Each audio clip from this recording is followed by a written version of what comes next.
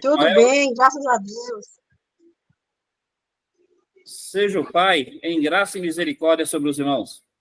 Amém. Amém. Meus irmãos, eu queria convidar vocês para o estudo bíblico. Agora é 7h em ponto. Talvez seja bom esperar um pouco para ver se mais alguém chega.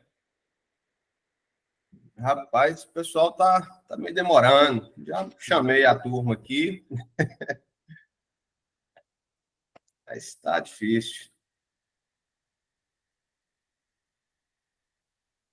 Uma Kátia, deixa eu ver. Emerson falou que ia ver a questão da casa dele, que estava pintando, alguma coisa assim. Como é que tá lá, Emerson? Rapaz, é construindo. Batendo uma laje lá. Sim. Pô, rapaz, que joia, parabéns. Preparar a casa aqui para receber você, receber os demais irmãos aí. Obrigado. Obrigado. E fala para mim, o Emerson, sua casa é casa própria, então, né? Casa própria. Joia, joia. Você tem quantos filhos? Só um. Só um, né? E irmã Sidneia, tem quantos filhos, irmã? Eu tenho um casal, um menino e uma joia. menina. Qual a idade deles? A mais velha vai fazer 10 e o outro tem 5. 5, joia, muito bem. A dona Rosa acabou de entrar. Tudo bem, dona Rosa? Tudo bem, graças a Deus, irmão. Você não quer ter? Não.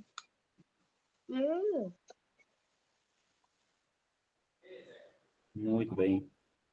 E dona Maria, quantos filhos, dona Maria? Acho que a dona Maria que esteve com a gente aqui no aniversário da igreja. Ela teve aí, sim. O pessoal aqui foi muito feliz de conhecer ela. Pois é. Você falou lá com eles lá sobre o tempero dela? Falei que a gente almoçou na casa dela. Seja bem-vindo, irmão. Glaus Madrid. Não precisa nem perguntar que time que ele torce. Ô, meus irmãos, graça e paz, tudo bem Amém. com o irmão? Amém. Amém. Tudo bem com você, Klaus? Ô, irmão Vitor, maravilha, só alegria, graças a Deus. E com vocês? Pela bondade de Deus, temos caminhado.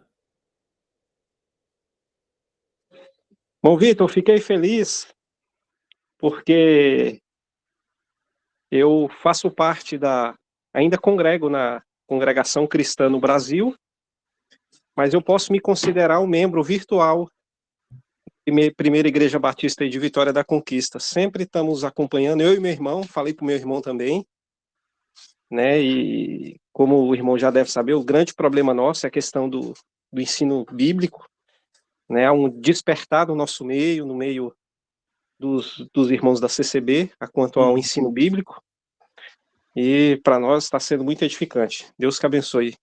Ô, meu irmão, vocês. Fico feliz de saber que, de alguma forma, a igreja aqui, os cultos, têm podido abençoar as pessoas. O nosso desejo em cada culto é ver a glória de Deus, né? O Senhor engrandecido e o povo dele abençoado. Graças a Deus, viu, irmão Klaus? Podendo ser útil, conta com a gente. Maravilha.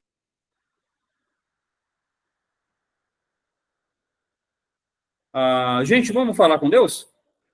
Vamos bendizer o Pai? Vou pedir ao nosso irmão Emerson para nos colocar na presença do Senhor. Senhor Deus, em nome do teu Filho Jesus Cristo, estamos aqui, Senhor, ainda que de forma virtual, mas querendo aprender de ti, Senhor. Pedimos ao Senhor que guia o teu servo, conduzir na exposição da palavra, desse estudo, e que assim, Senhor eterno, nossas almas possam ser fortalecidas na tua palavra, Senhor. Oramos a ti em nome de Jesus. Amém. Amém. Amém. Meus irmãos, eu queria convidá-los a estudarmos sobre a salvação pela graça, tá bom? Aí é um assunto bem gostoso de estudar e é bem necessário que a gente entenda isso. Abre, por favor, a Bíblia de vocês em João, capítulo 1. João, capítulo 1.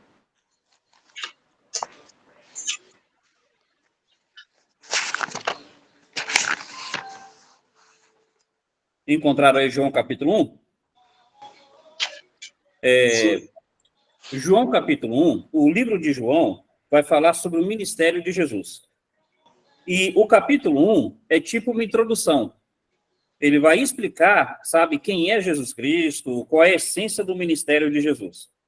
Aí no versículo 16, ele fala assim: todos nós recebemos também da sua plenitude, e graça sobre graça.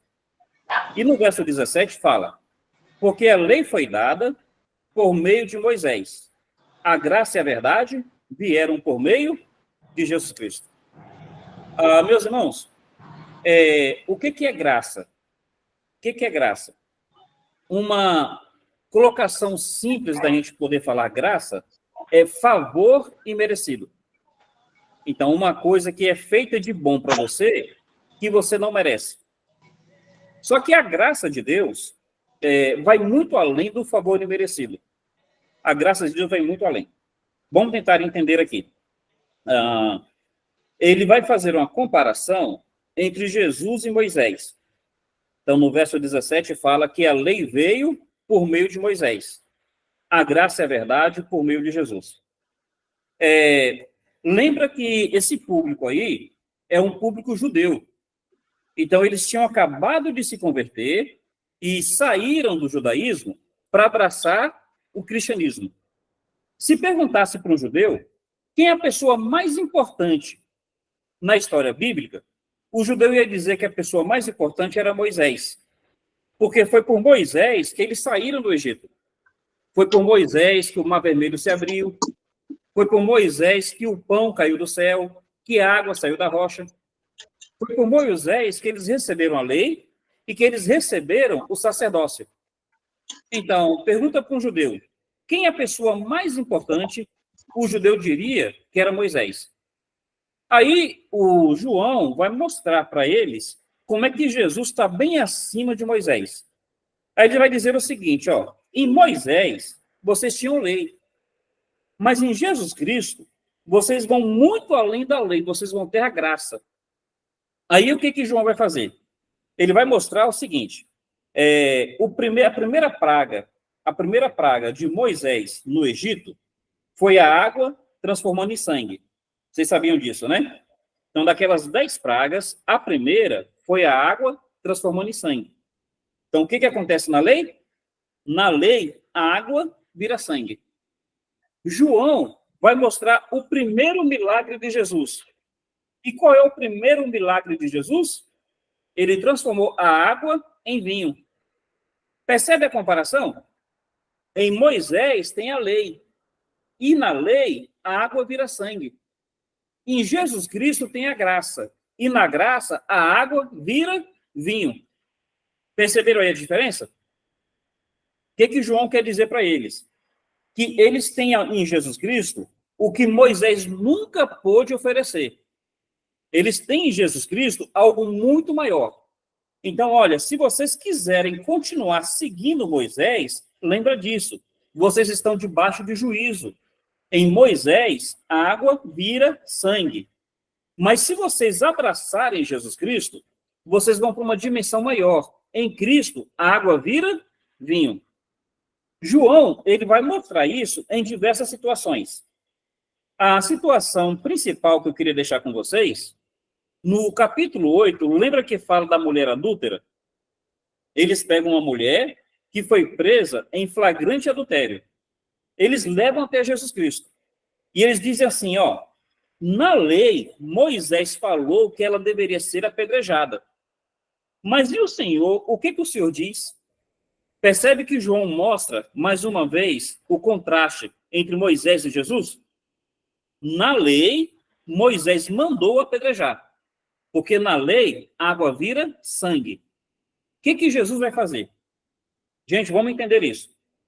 No Velho Testamento, aconteceu de um homem, ele está trabalhando no sábado. Pegaram esse homem e levaram até Moisés. e perguntaram, Moisés, o que a gente faz com ele? Ele estava pegando lenha no sábado.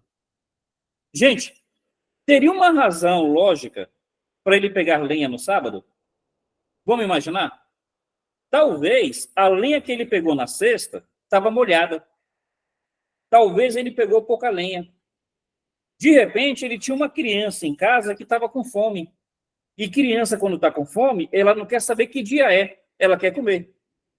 Então, assim, é possível que aquele homem tivesse um motivo para pegar lenha no sábado. Só que na lei, água vira sangue. Perguntaram para Moisés, o que a gente faz com esse homem? E Moisés falou, apedreja. Então, veja bem, com Moisés não tem escapatória. Lei é dura. Aí pega uma mulher em flagrante adultério. Gente, enquanto eu teria uma razão para um homem pegar lenha no sábado, não tem razão para uma pessoa adulterar. Então, adultério não tem desculpa. Adultério é errado, não tem como justificar isso. Aí pega uma mulher que foi pega em flagrante adultério. Traz até Jesus e fala a Jesus, olha, pela lei não tem escapatória. Pela lei é morte e pronto. Mas o Senhor, o que o Senhor diz? A gente vai perceber mais uma vez como é que em Jesus Cristo tem algo que Moisés nunca pôde oferecer. Jesus vai dizer o seguinte, quem não tiver pecado, que atire a primeira pedra. Aí o que Jesus está dizendo? Ó, se vocês quiserem viver pela lei, não é só ela que tem que ser apedrejada. É todo mundo aí que tem que morrer. Então, pense bem o que vocês estão dizendo. Vocês realmente querem tratar as pessoas pela lei? Pela lei, o pau que dá em Chico, também dá em Francisco. Já ouviram essa frase? Aí, o pessoal se retira, ficaram só Jesus e a mulher. Pensa bem. Jesus falou, quem entre vocês não tiver pecado? Como eles tinham pecado, eles foram embora. Jesus que não tem pecado, Jesus poderia atirar a pedra. Aí Jesus olha para a mulher e fala, onde estão os teus acusadores? Ninguém te condenou? A mulher com medo. Ela disse, não, Senhor. Por que ela estava com medo? Porque Jesus, sim, tinha autoridade para apedrejar. Mas Jesus, manifestando graça, ele vai dizer assim, nem eu te condeno, vá e não peques mais. Perceberam aí a diferença clara entre lei e graça? Gente, ó, se nós quisermos, em algum momento, viver sob a lei, em qualquer aspecto, para salvação, para santificação, para comunhão com Deus, se a gente quiser viver sobre a lei, a gente nunca vai conquistar algo. A gente sempre vai perder. Mas se a gente entender o que é a graça, a gente vai perceber o seguinte, que Deus, nada em nós, tudo nele, ele se volta para nós, ele nos aceita na sua presença, nos perdoa, nos salva e nos santifica. Então, vamos entender bem o que é a graça, tá bom? Vamos insistir um pouquinho mais nisso. Você está em João capítulo 1, não é? Isso. Olha o verso 51. No verso 51, Jesus fala assim, e disse, na verdade, vos digo que daqui em diante vereis o céu aberto e os anjos subindo e descendo sobre o Filho do Homem. Tô aqui, eu só vou encontrar, fala para trazer, né? Citando aquela situação de Jacó. Jacó teve um sonho e nesse sonho tinha uma escada. E os anjos subiam nessa escada até Deus. Então, os anjos, para chegar a Deus, usavam essa escada. Subiam e desciam. A Bíblia está nos dizendo que a graça ela é necessária até para os anjos. Meus irmãos, vamos entender isso. Nós achamos que a gente precisa de graça porque a gente é pecador.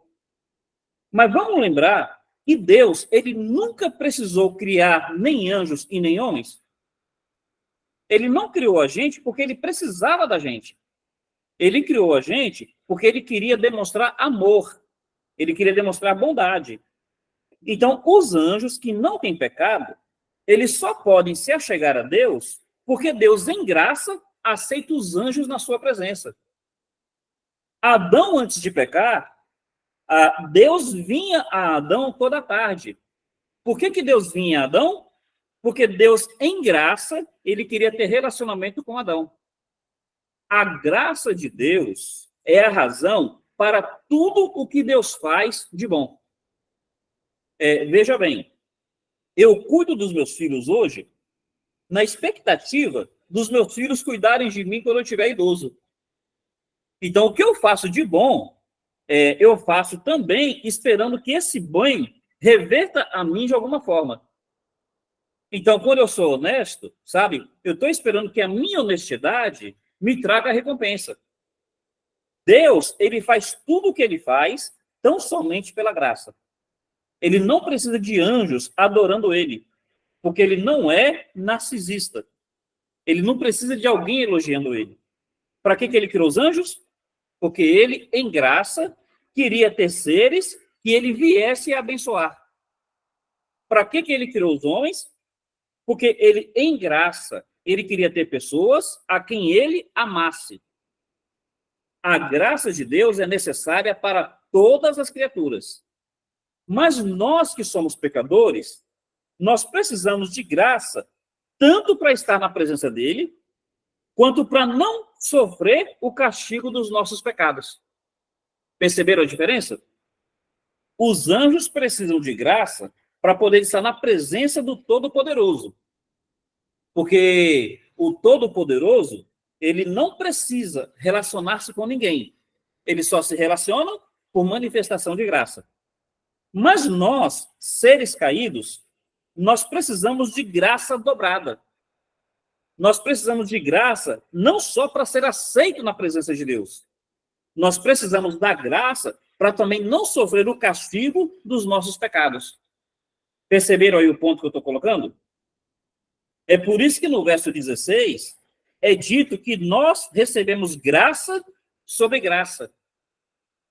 Graça sobre graça. É graça para não sofrer o castigo eterno. É graça para não ser condenado ao inferno. Mas também é graça para poder ser aceito no céu. É graça para poder ser aceito na presença de Deus. Perceberam aí? Um ponto muito importante. Onde é que se manifesta a totalidade da graça de Deus? No verso 51 fala que os anjos, para chegarem a Deus, eles precisam de Jesus Cristo. Não é isso mesmo? Fala aí que os anjos sobem, por meio de Jesus, à presença de Deus. Não é assim que está aí no verso 51? Isso. Então, lembre disso, gente. A graça de Deus sempre em Jesus Cristo. É sempre em Jesus Cristo.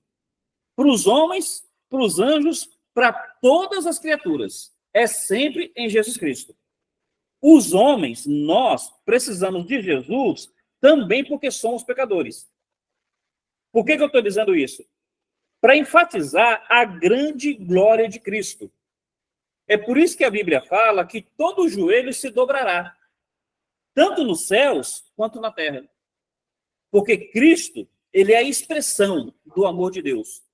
Cristo é a expressão da graça de Deus. Cristo é a expressão da bondade de Deus. Perfeito? Perfeito. Deixa eu enfatizar aqui bastante. A Bíblia fala assim: Deus prova o seu amor para conosco pelo fato de Cristo ter morrido por nós, sendo nós ainda pecadores. Não é assim que a Bíblia fala? Sim. Olha só. Às vezes eu converso com alguém e eu pergunto assim: você acredita que Deus te ama?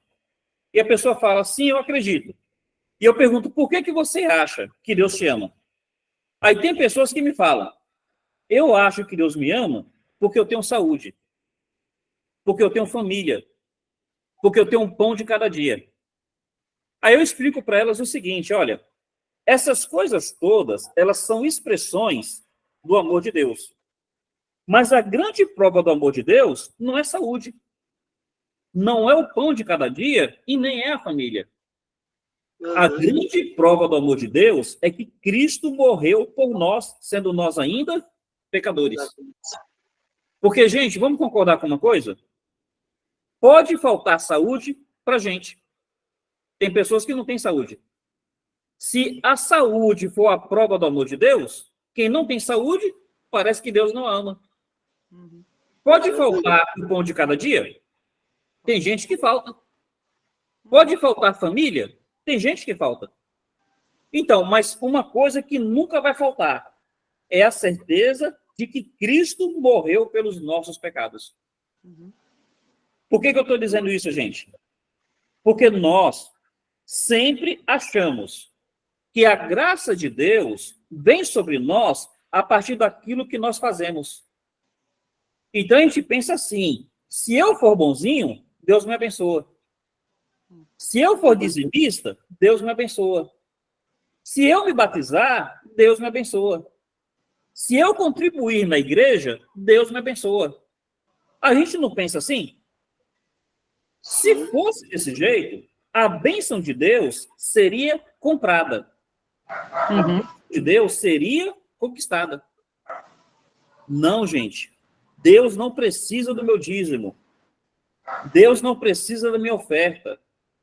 Deus não precisa que eu leia a Bíblia. Deus não precisa que eu ore. Deus não precisa que eu fique louvando Ele. Deus, Ele é autossuficiente. Ele não precisa de nada, não precisa de ninguém. Quando eu louvo a Deus, quem é o beneficiado não é Deus, sou eu. Quando eu busco a Deus, quem sai no lucro não é Deus, sou eu. Então, Deus se volta a nós, não porque Ele quer uma coisa minha, não porque Ele precisa de algo meu. Deus se volta a mim porque Ele, em graça, Ele quer me abençoar. Enfatiza bastante isso, viu, gente? Vamos, então, entender essa graça de Deus na salvação. Tudo que Deus faz é pela graça. Mas a graça do Senhor, ela é coroada. A graça do Senhor, ela é consumada. Ela é aperfeiçoada na salvação. Veja bem, o que adianta para o homem ganhar o mundo inteiro, mas perder a sua alma? Não foi assim que Cristo falou? Sim. O que adianta eu ser abençoado nessa vida? Eu sou abençoado com uma vida longa, com uma família bonita, com saúde e com dinheiro. Mas eu perco a minha alma vai para o inferno. Percebe que essas bênçãos naturais, elas não me serviram de nada? Sim. Então, a graça de Deus está acima de tudo, na salvação do homem. Vamos perceber isso. Abre aí em Efésios, capítulo 2. Efésios 2.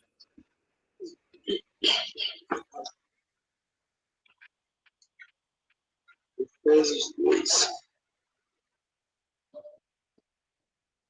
Se você observar o versículo 1, vai dizer assim: Ele vos deu vida, estando vós mortos em vossos delitos e pecados. Não é isso mesmo? Isso. Vamos entender a ideia de morte? Morte na Bíblia é separação. Então, morte na Bíblia é rompimento. Você chega numa roseira, você arranca a rosa da roseira. Você olha para a rosa, ela continua bonita. Ela continua perfumada. Ela continua linda. Mas porque ela está separada da roseira, o que vai acontecer com ela? Ela vai murchar, ela vai secar, ela vai perecer. Não é isso que acontece com a rosa? Nós fomos arrancados, nós fomos separados da comunhão com Deus, do relacionamento com Deus. Então, porque nós fomos arrancados, nós estamos mortos. Tem um rompimento entre nós e Deus. Vamos entender isso, gente. Meu filho, ele tem 21 anos. Meu filho, ele está separado de mim agora. Eu estou aqui, ele está lá em minha casa. Só que nós estamos bem. Então, essa separação entre mim e meu filho não faz nenhum mal a ele. Só que se nós estivéssemos em inimizade, se houvesse um rompimento, aí não é só que ele estava separado de mim. Ele estava rompido em inimizade comigo. Essa é a nossa condição com Deus. Nós estamos mortos, nós estamos rompidos. Estamos separados da roseira. Aí, se depender da nossa condição, a gente vai secar, a gente vai murchar, a gente vai perecer. Essa é a nossa condição. Com uma diferença. Uma roseira, ela seca, ela murcha, mas ela não apodrece. Não é isso mesmo? Nós, tanto fisicamente a morte traz podridão, quanto espiritualmente.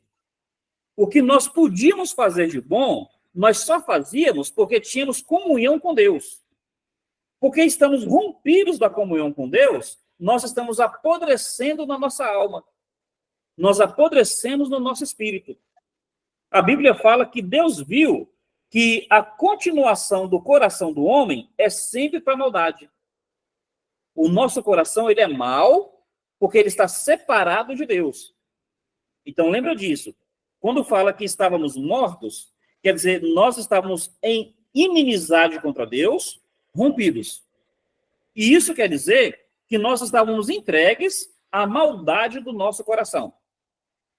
Até as coisas boas que nós fazíamos, nós transformávamos em mal. Aí a Bíblia vai dizer que nessa condição é que ele propiciou vida para nós. Percebe que não foi algo em nós, foi algo nele? Foi ele que tomou a iniciativa. Se você observar em toda a Bíblia, por exemplo, quando Adão pecou, a Bíblia fala que Deus veio ao encontro de Adão. Foi Adão que se escondeu. Percebe que foi Deus que tomou a iniciativa para a salvação de Adão? Então, é Deus que toma a iniciativa. Caim, quando ele oferece sacrifício para Deus e Deus não aceita, Caim fica aborrecido. É Deus que vem ao encontro de Caim. Quando Caim mata Abel, Deus vem ao encontro de Caim. O que a gente está percebendo? Deus, em graça, ele sempre toma a iniciativa para a salvação do homem. Então, nunca é algo em nós, é sempre em Deus. No versículo 5, ele vai repetir a mesma ideia. Estando nós ainda mortos em nossas ofensas, ele nos vivificou, agora vai explicar como. Com Cristo. E ele vai enfatizar, pela graça, sois salvos. Meus irmãos, vamos entender isso daqui. No versículo 8, ele vai dizer de novo. Porque pela graça, sois salvos, por meio da fé. Não vem de vós, é dom de Deus. Olha o verso 9. Não de obras, para que ninguém se glorie. Mastigando bastante esses dois pontos, tá certo? Pela graça sois salvos. Faz de conta que você devesse R$1 milhão. Você não tem como pagar esses 1 milhão. Eu chegasse até vocês e falasse assim, olha, eu vou te dar para você pagar essa dívida, eu vou te dar R$999.999. Você só precisa agora dar R$1 para você completar o dinheiro e pagar a sua dívida. Percebe que eu te ajudei bastante? Mas você ainda precisou fazer alguma coisa? Sim. O que você fez foi um nada, mas você fez. Concorda? Sim. Se eu disser que eu precisei fazer alguma coisa para ser salvo, eu estou dizendo que Jesus, ele fez a maior parte, mas ele não fez tudo. Então, a gente precisa parar para pensar nisso.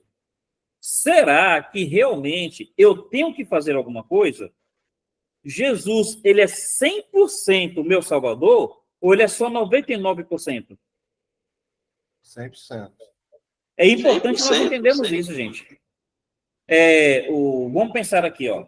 Vários segmentos religiosos. O segmento católico, ele vai dizer o seguinte, né? Como é que é? Uma relação de fé e obras. Deus salva, mas você tem que se batizar, você tem que fazer a crisma, primeira comunhão, segunda comunhão, você tem que ter os sacramentos. Então, no catolicismo, é uma relação de fé e obras. Você vai para o adventismo vai dizer que Cristo salva, mas você precisa do sábado. Percebe que, mais uma vez, é uma relação de fé e obras? Sim. Você vai para o espiritismo. O espiritismo vai dizer que você precisa fazer boas obras. Aí, gente, o que nós precisamos entender bastante? Se eu quiser seguir pelas obras, eu estou debaixo da lei de Moisés. Deixa eu fechar a janela ali por causa do barulho. Um minuto só.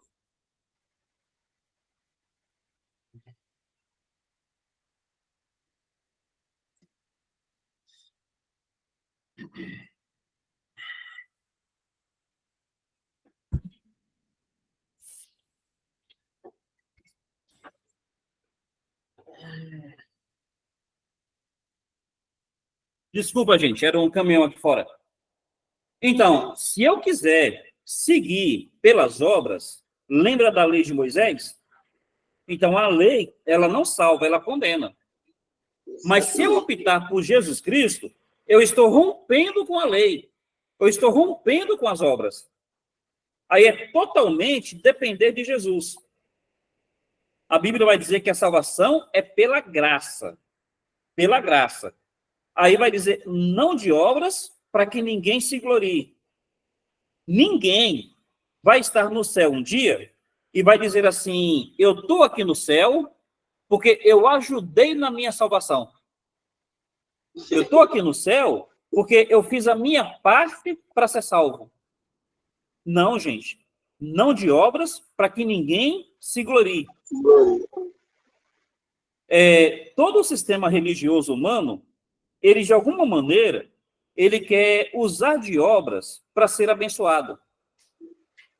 Gente, olha, Deus, na sua graça, Deus, por graça, ele honra o nosso serviço. Deus, por graça, ele recompensa o nosso esforço. Mas para nossa salvação, é nada em nós. É tudo em Jesus Cristo.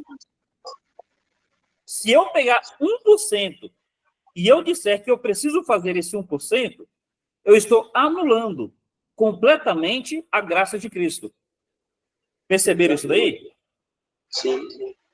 Vamos enfatizar um pouquinho mais. Um pouquinho mais. Vocês vão notar que esse é um dos ensinos mais, como é que a gente pode dizer, importantes da Bíblia. Abre aí a sua Bíblia em Tito, capítulo 3. Tito, capítulo 3.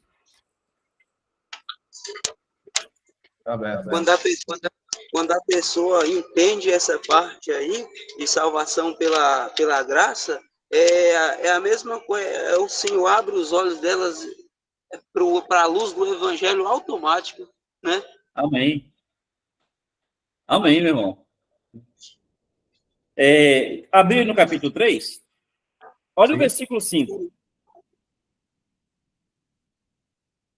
Não pelas Versículo obras. 5 diz assim, Tito 3,5. Não por obras de justiça que houvéssemos praticado, mas segundo a sua muita misericórdia, nos salvou pela lavagem da regeneração e da renovação do Espírito Santo. Gente, deixa essas palavras entrarem na mente de vocês e no coração para ficar bem gravado. Não por obras de justiça que houvéssemos praticado. Não é porque eu fui bonzinho, não é porque eu me batizei, não é porque eu dei o dízimo, não é porque eu guardei o sábado, né? Não é porque eu dei esmola, não é porque eu fui bom pai, bom marido ou bom filho, não por obras de justiça que houvéssemos praticado. Mas através de quê? Pela sua muita misericórdia. Graça e misericórdia são duas faces da mesma moeda. Uma moeda não tem dois lados? Graça e misericórdia, elas se ajuntam de tal forma que são as duas faces de uma mesma moeda. Então, não pelas nossas obras, mas pela misericórdia do Senhor é que ele nos salvou. Meus irmãos, qual é a essência da nossa caminhada com Deus? Não é o nosso esforço, é sempre depender da graça de Deus. Por que que isso é importante? Isso é importante para que nós verdadeiramente vivamos a salvação. Se você não se entregar à graça de Cristo, você não é salvo. Se você achar que de alguma maneira depende de você, você não é salvo. Primeiro, para isso. Segundo, para que você possa viver a alegria da salvação. Pensa bem nisso, gente.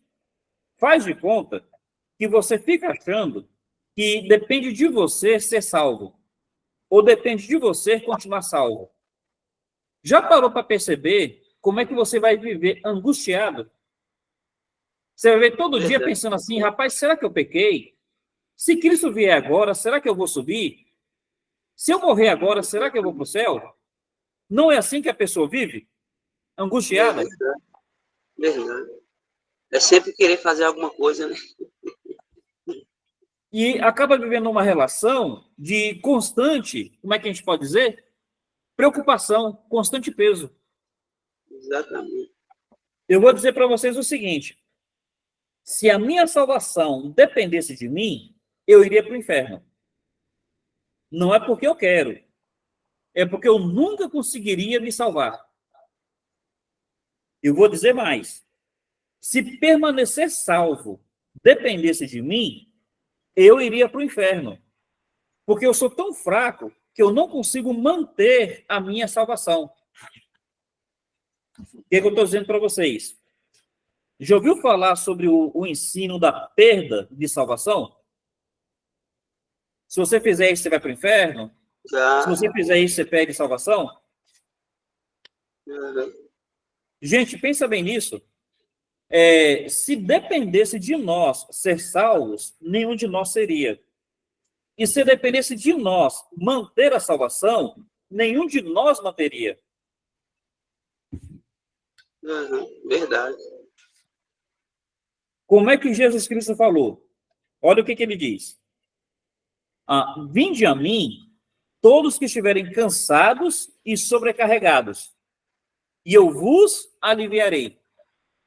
Ele fala cansado e sobrecarregado, é cansado do pecado, cansado da vida sem Deus, cansado do vazio que existe no homem que ainda não tem a Cristo. Aí ele fala, você que reconhece isso, vem a mim e eu te aliviarei. Meus irmãos, viver na graça é viver sobre o alívio de saber que, independente dos nossos erros, Deus nos aceita em Cristo.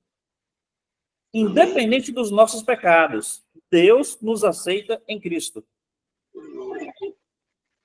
Aí ele fala assim, tomai sobre vós o meu jugo e aprendei de mim que sou manso e humilde de coração e encontrareis descanso para as vossas almas. Quer dizer, viver a graça de Cristo é alívio e descanso. É realmente saber que você está seguro, não é porque você é bonzinho, não é porque você é membro dessa ou daquela igreja. Você está seguro por causa da graça de Cristo. Por causa do fato de Cristo ter te salvado. Queria enfatizar isso um pouco mais, colocando duas situações. A primeira, lembra quando Jesus, ele está andando sobre as águas, e aí Pedro fala, se é o Senhor, manda eu ter contigo.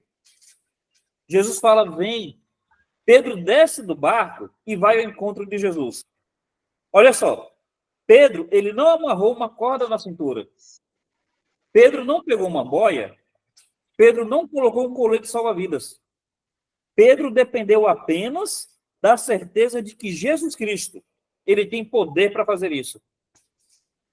Pedro começou a andar sobre as águas, estava tudo bem.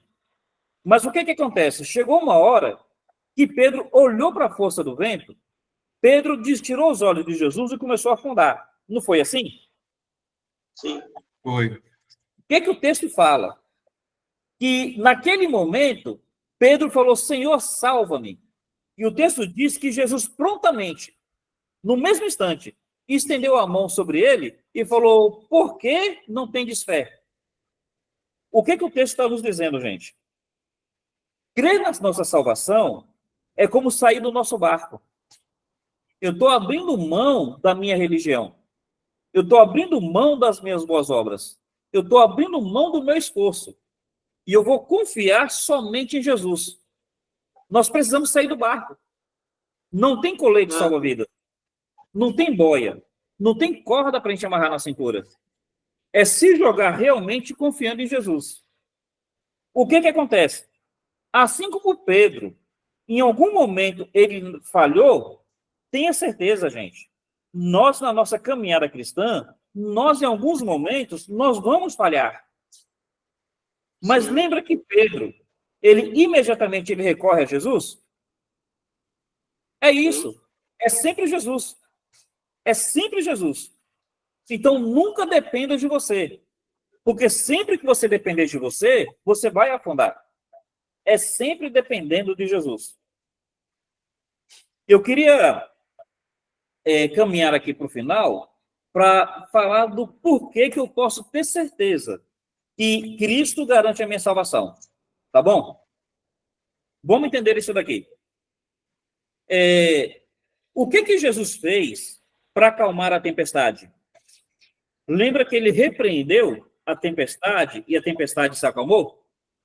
Sim. A Bíblia diz que ele deu uma palavra, ele disse, emudece. E aí a tempestade acabou. Não foi assim? Foi. Lembra quando Jesus ele foi curar o servo do centurião? O centurião falou assim, Senhor, manda apenas uma palavra e meu servo será curado. Jesus deu uma palavra e o servo foi curado. Não foi assim? Foi. Pensa mais, hein? Um cego chegou até Jesus e falou assim, Jesus pergunta, o que queres que eu te faça? O cego falou, Senhor, que eu veja. Aí Jesus falou, vai, seja feita conforme a tua fé. E o cego enxergou. O que a gente está vendo? Que Jesus fez todos os milagres apenas com a sua palavra. Apenas a palavra de Jesus realizou os milagres. Quando ele foi ressuscitar Lázaro, ele chega no sepulcro e ele diz assim, Lázaro, vem para fora. E apenas com a palavra de Cristo, Lázaro, que estava morto há 4 dias, ele saiu do sepulcro vivo. Não é verdade? Sim. O que eu queria que vocês pensassem aqui? Para fazer os milagres, Jesus fez apenas com a palavra. Porque a palavra de Jesus tem poder. Mas para nossos pecados serem perdoados, para a gente ser salvo, o que Jesus precisou fazer? Ele não apenas deu a sua palavra, ele derramou o seu sangue. Gente, pensa nisso. Não estou diminuindo a palavra de Jesus, porque a palavra de Jesus tem poder.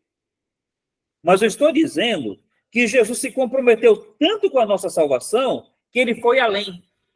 Ele derramou o seu sangue. Gente, qual é a grande garantia da nossa salvação? O sangue de Jesus foi derramado por nós. Lembra disso, gente? Será que, mediante a certeza do sangue de Cristo ter sido derramado por você, tem alguma coisa que pode anular o sangue de Cristo? Percebeu a pergunta?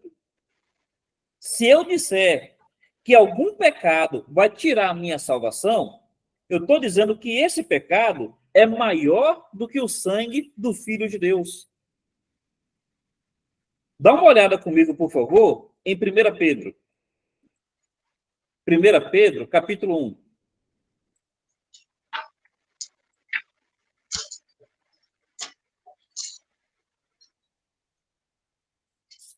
Primeira Pedro, capítulo 1,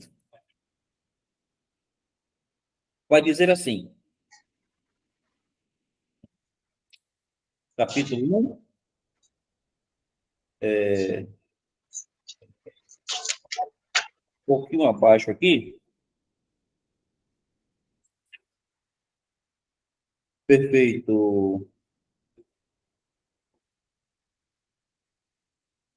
Ah, pronto, encontrei. O verso 18 diz assim: sabendo, 1 Pedro 1, verso 18, sabendo que não foi com coisas corruptíveis, como prata ou ouro, que fostes resgatados da vossa vã maneira de viver, que por tradição recebeste de vossos pais. Pedro está dizendo assim, ó, lembra que não foi prata nem ouro. Aí no verso 19 fala, mas com o precioso sangue de Cristo. Meus irmãos, Pedro quer levar os seus discípulos a entenderem que a salvação foi conquistada, foi comprada, foi garantida, não com coisas menores, não com coisas banais, mas com o precioso sangue de Cristo.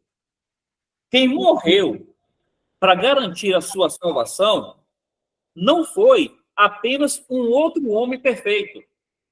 Então, não é que Deus ele fez um homem perfeito e esse homem perfeito morreu por nós. Foi mais que um homem perfeito. Não foi nem mesmo um anjo que encarnou. Não é que ele procurou um anjo no céu e ele falou assim, ó, você vai encarnar como homem para você derramar o sangue para os outros serem salvos.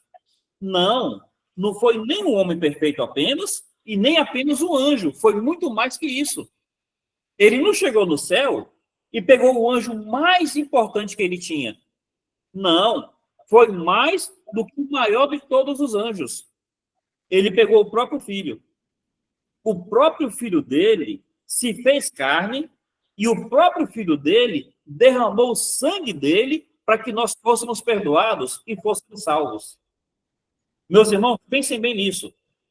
Se o sangue de Jesus não fosse suficiente para garantir a sua salvação, coitado de você, mais nada garantiria. Se o sangue de Jesus não fosse o suficiente para me salvar, coitado de mim, mais nada salvaria. Mas o sangue de Cristo, glória a Deus, o sangue de Cristo é suficiente para perdoar todos os meus pecados. Os pecados que eu cometi no passado, os pecados que eu cometo hoje, os pecados que eu vou cometer daqui a 10 anos que eu nem sei quais são. Todos eles já foram pagos pelo sangue de Cristo. Percebe a maravilha da graça de Deus? Sim. Maravilha da salvação? Maravilha. Glória a Deus. Glória a Deus. O que a Bíblia vai dizer? Vai dizer assim, o castigo que nos traz a paz estava sobre ele, e pelas suas feridas nós fomos sarados. Pensa bem nisso. O castigo que nos traz a paz estava sobre ele, pelas suas feridas nós fomos sarados. O que aconteceu com o Filho de Deus? Vamos pensar rapidamente como é que foi a morte de Cristo. Ele foi preso. No que ele foi preso, ele foi levado pelos soldados até os sacerdotes. Lá teve um homem que bateu no rosto dele. Gente, olha só. Tomar um tapa no rosto é humilhante. Mas quem tomou um tapa no rosto ali não foi um homem qualquer. Foi o Filho de Deus. Aí a Bíblia fala que, além de bater no rosto, cuspiram no rosto dele. Gente, imagina só. Um cuspe no rosto do Filho de Deus. Fala que naquela noite fizeram uma coroa de espinho e colocaram em sua cabeça. Quando a gente pensa numa coroa de espinho, a gente pensa apenas numa tiara, não é assim? Naquela época, a coroa de espinho era como se fosse um capacete. Cobria toda a cabeça. E os espinhos daquela região era como se fosse os nossos quiabento. Aí na região de vocês tem um quiabento? Quiabento? O quiabento é um espinho que o tamanho dele é mais ou menos 1 centímetro. O espinho de quiabento. É um espinho fino, mas é mais ou menos de 1 centímetro. Então aquela coroa de espinho era de espinhos grandes. Aí colocaram na cabeça dele, e a Bíblia fala que bateram com uma cana na cabeça dele e ficavam dizendo, profetiza, quem te bateu?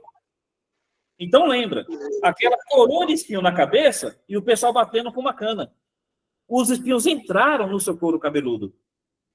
Naquela mesma noite, fala que ele foi chicoteado. Como é que era o chicote daquela época? Era um chicote de 3 fios. Então, cada chicote tinha 3 fios. Uma chicotada eram 3 fios nas suas costas. Aí, na ponta dos chicotes, eles colocavam pedaços de pedra ou pedaços de osso. Para quê? Na chicotada, entrava na sua carne e, quando puxava, tirava tiras de carne das suas costas. Gente, olha o que fizeram com o Filho de Deus. Aí a Bíblia fala que colocaram sobre ele uma cruz. Quando a gente pensa na cruz, a gente pensa naquela madeira trabalhada, aquela madeira lisa. Só que a madeira da cruz era uma madeira rústica, cheia de farpas. E lembra que as costas dele estavam em sangue por causa da chicotada? Aí ele ficou com aquela cruz em cima das costas com carne viva. Chegou um ponto que ele nem conseguiu mais carregar, porque ele estava muito enfraquecido como homem. Quando chegaram lá no local do sacrifício, do local da crucificação, tiraram as roupas dele. Quando a gente pensa na crucificação, a gente pensa no crucificado com roupas de baixo, né? Porque é assim que a gente vê as imagens. Mas, na realidade, a crucificação era para humilhar a pessoa o máximo possível. Então, Jesus foi crucificado completamente nu. Gente, olha a humilhação que o Filho de Deus passou.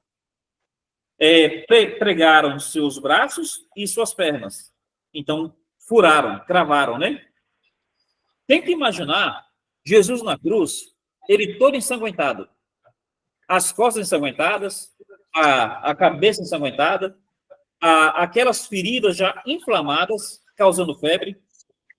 Tem que imaginar ele todo ensanguentado. O que sangue atrai, gente?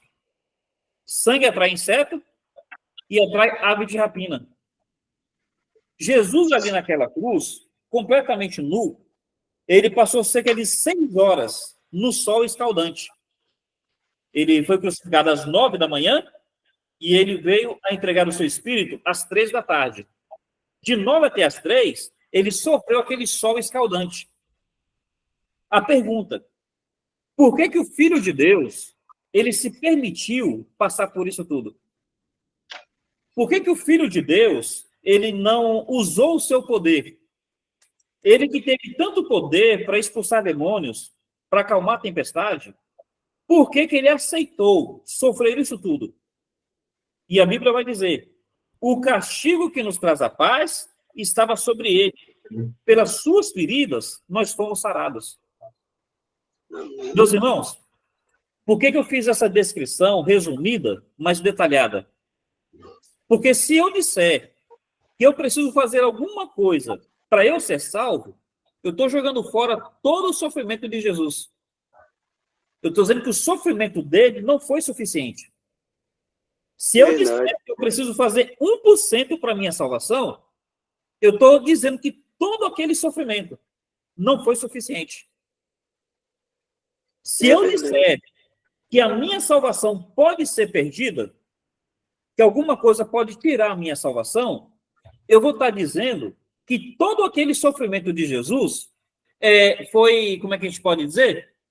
Algo que pode ser perdido. Gente, quem derramou sangue foi o Filho de Deus. E o sangue do Filho de Deus tem poder para perdoar qualquer pecado, independente de quantos sejam ou de qual seja. E o sangue do Filho de Deus tem poder para perdoar de uma vez por todas. Aí eu preciso tão somente me entregar a essa graça. O verso que a gente leu lá diz assim, pela graça sois salvos, mediante a fé. Como é que essa graça manifesta no sacrifício de Cristo, ela é aplicada sobre o homem? Através da fé, não obras, tão somente o ato de crer, o ato de se apropriar disso. Mas deixa eu explicar um pouquinho esse conceito de fé, tá bom? Lembra que eu falei da tempestade e Jesus sobre as águas agora há pouco? Sim. Tinha quantos discípulos no barco? Bastante, né? 12, né? 12. Então, tinha os 12 apóstolos do barco. Se perguntasse para cada um dos 12 apóstolos, você confia no poder de Jesus? Os 12 diriam que sim. Não é verdade? Sim. Sim. Mas quanto dos apóstolos que saiu do barco para ir até Jesus? Só Pedro, né? Percebe que tem uma expressão de fé que está associada com entrega, que está associada com dependência? Deixa eu dar um exemplo aqui. Faz de conta que eu estou em cima de um muro bem alto. Jesus está na parte de baixo. Aí ele fala para mim, Vitor, esse muro que você está vai cair e você vai morrer. Aí eu falo, é verdade, Senhor Jesus, eu estou percebendo, eu preciso sair desse muro. Aí Jesus fala assim, você confia em mim? Eu falo, sim, Jesus, eu confio. Aí Jesus fala, pula que eu te seguro. Eu falo, não, Jesus, espera aí, não é assim não. Jesus, eu posso me machucar. Percebe que eu estou dizendo de boca que eu confio, mas eu não estou me entregando? Exatamente. A fé salvífica. A fé salvífica é aquela fé que te faz sair do barco. É aquela fé que se joga. Não tem paraquedas. Tem tão somente a confiança em Jesus Cristo. Verdade. Gente, eu tenho certeza que se eu morrer hoje, se eu morrer amanhã, ou no momento que eu morrer, eu estarei na presença do Pai. Amém. E a única certeza que eu tenho é por causa do sacrifício de Cristo. Se o sacrifício de Cristo não fosse o suficiente, então eu vou para o inferno. Porque eu não tenho plano B. Não tem nenhuma outra coisa. É só o sacrifício de Cristo. Mas, graças a Deus, o sacrifício de Cristo é suficiente. Amém. Amém. O que eu queria pensar com vocês no nosso próximo momento? Qual é a diferença da pessoa que realmente se entrega à graça de Deus?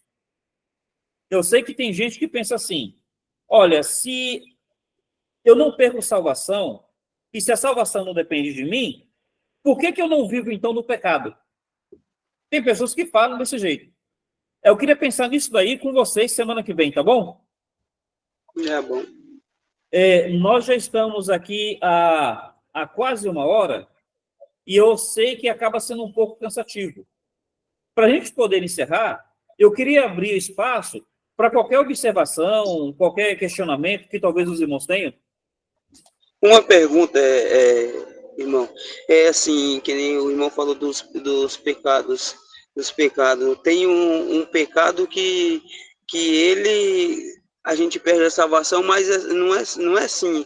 Eu creio assim que é para os que não são salvos, né? Que o pecado da blasfêmia contra o Espírito Santo. Aí, no caso, a pessoa já não é salva, porque o Senhor já sabe que ela vai blasfemar, né? Perfeito. Então, vamos lá. No caso, explica para mim. Não é que a pessoa em si perdeu a salvação, porque ela nunca foi salva, né? Uhum. Entendeu? Aí não é que ela Entendi. perdeu a salvação, ela nunca foi salva. O que a Bíblia vai nos falar para nós que já somos salvos? Romanos capítulo 8 é chamado hino da vitória. Romanos capítulo 8. Todo o capítulo é uma expressão muito grande de fé. Mas quando chega nos últimos versículos, ele diz assim, porque estou bem certo. Aí, se você observar lá, ele vai enumerar umas 10 coisas, né? Ele estou bem certo de que nem a vida, nem a morte, nem os anjos, nem os principados, nem as potestades, nem as coisas do presente, nem do porvir, nem a altura, nem a profundidade. Ele não consegue pensar em mais nada. Aí ele diz assim, nem alguma outra criatura poderá nos separar do amor de Deus. Percebe que ele fala nem as coisas do presente e nem as coisas do porvir? Nem o que eu faço no presente e nem o que eu vou fazer daqui a 10 anos. Nada pode me separar do amor de Deus. Entendi. Então, meus irmãos, salvação, quem realmente é salvo, não perde Amém. salvação de jeito nenhum. Amém. Agora, o que acontece? E é o que a gente vai estudar semana que vem. Quando a pessoa verdadeiramente é salva, o coração dela é transformado. Existe uma regeneração. Se o meu coração antes era voltado para o pecado, o meu coração em Cristo é voltado para Deus. Amém. Então, o crente, ele nunca vai blasfemar contra o Espírito Santo. Amém. Verdade. O crente, a gente vai estudar isso um pouco melhor. O crente, ele mostra que é salvo em duas situações. Pensa bem nisso. Ele mostra que é salvo quando ele foge do pecado. Lembra de José, quando a mulher de Potifar se ofereceu para ele? Ele fugiu do pecado. Ele mostrou que era salvo. Exatamente. Mas o crente, ele mostra que é salvo até quando peca. Veja, eu não estou falando que a gente vai pecar para mostrar que é salvo. Mas até quando a gente peca, a gente mostra que é crente. Por exemplo, Davi. Eu pensei em Davi. Davi, quando ele vai confessar o pecado dele, ele fala assim, ó, enquanto eu não confessava o meu pecado, os meus ossos envelheciam. Quer dizer, o crente, quando ele peca, tem uma tristeza no coração dele, e só ele e Deus que sabem a angústia que é na sua alma.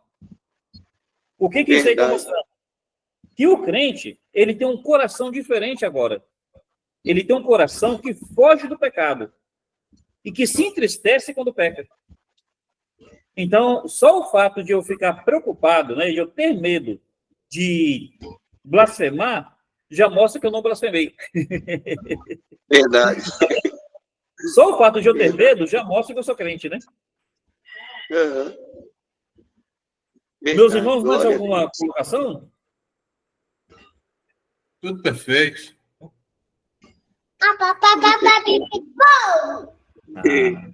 Glória a Deus. Eu roubei muito do tempo dos irmãos agora à noite. Queria então convidá-los para a gente orar. Vamos falar com o Pai? Amém. Irmão Klaus, pode orar por nós, por favor, meu irmão? Maravilha. Senhor nosso Deus, nosso Pai, nós estamos aqui reunidos no nome do Teu Filho. Amém. Queremos Te render graça por essa oportunidade que Tu nos deu, estarmos aqui participando, Senhor, desse santo ensino, para que possamos crescer em graça e em conhecimento. Abençoa, continua abençoando nosso querido pastor Vitor, os demais irmãos que aqui participaram, que Tu possa, Senhor, a cada dia abrir a nossa mente, o nosso coração, para entender melhor a Tua palavra, para a honra e glória do Teu nome. Amém. Queremos abençoar nesse restante de noite, abençoa a família de cada um, os Teus filhos que aqui estão, e que Tu possa nos ajudar, nos abençoar, para que possamos continuar, Senhor, nesse caminho, caminhando, juntos, louvando e glorificando o Teu nome. Te suplicamos, te rogamos, te agradecemos, no nome de Jesus, Teu Filho, bendito e eterno. Amém, Senhor. Amém. Amém. Amém. Meus irmãos, um carinhoso abraço. Vocês têm meu contato lá no nosso grupo. Aí, qualquer coisa, pode mandar mensagem no privado se quiserem, tá bom? Tá Maravilha, bom. meu irmão. Um carinhoso abraço em todos vocês, hein? Deus abençoe, meu querido. Deus abençoe grandemente, irmão Vitor. Deus abençoe, irmão.